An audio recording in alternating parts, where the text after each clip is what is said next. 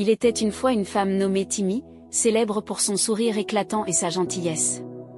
Les villageois l'appelaient affectueusement Sourire. Timmy était une personne joyeuse, toujours soucieuse du bonheur des autres. Elle tenait un petit commerce de paniers tressés, vendus sur le marché de Moa. Ses créations étaient très prisées, non seulement dans son village mais aussi dans les villages voisins. Le jour de son mariage, tous ses clients vinrent célébrer avec elle. Il y avait une abondance de nourriture et de joie, un reflet de sa nature généreuse et de son succès commercial. Son mari, Kumi, était un homme d'affaires humble et intègre, connu pour sa gentillesse et son honnêteté. Cependant, un lourd chagrin pesait sur leur foyer. Timmy était stérile et ne pouvait porter d'enfant, ce qui la plongeait dans une profonde tristesse. Avec le temps, la joyeuse Timmy devint agressive et pleurait sans cesse. Elle cessa de tisser et resta à la maison, rongée par le désespoir. Les gens commencèrent à l'éviter, et ses ventes chutèrent. Son mari, Kumi, la soutenait et l'encourageait à être patiente, mais Timmy était obsédée par l'idée d'avoir un enfant. Malgré tous ses efforts et les nombreuses visites chez des guérisseurs et des sorciers, Timmy ne parvenait pas à concevoir. Les rumeurs se répandirent dans le village, et Timmy devint la cible de moqueries cruelles. Certains l'accusaient d'avoir sacrifié son utérus pour des rituels, tandis que d'autres disaient qu'elle avait donné ses enfants à un mari spirituel. Un jour, une voisine lui parla d'un prophète puissant qui pourrait l'aider.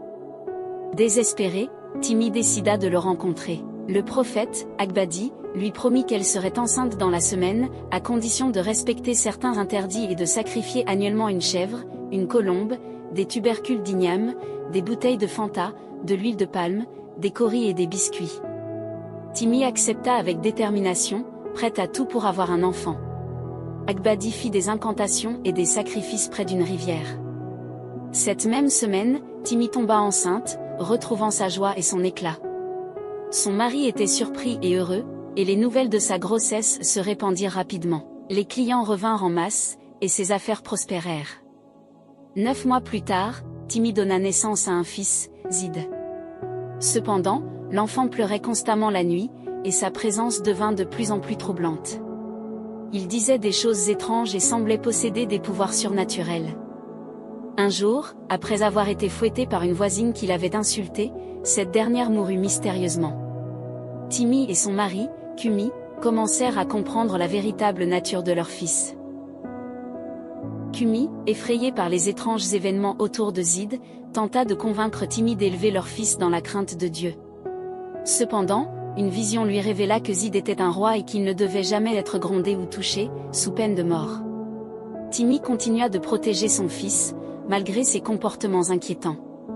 Finalement, après des années de peur et de troubles, Timmy, dans un accès de colère, fouetta Zid pour la première fois. Cette nuit-là, elle fut tuée dans son sommeil par les esprits protecteurs de Zid, et lui aussi mourut à ses côtés. Le lendemain, Kumi, rentrant chez lui, trouva sa femme et son fils morts. La nouvelle de leur tragédie se répandit, et des décennies plus tard, un arbre majestueux poussa sur leur tombe. Cet arbre, surnommé le Père de la forêt, devint un lieu de pèlerinage pour les femmes souhaitant des enfants.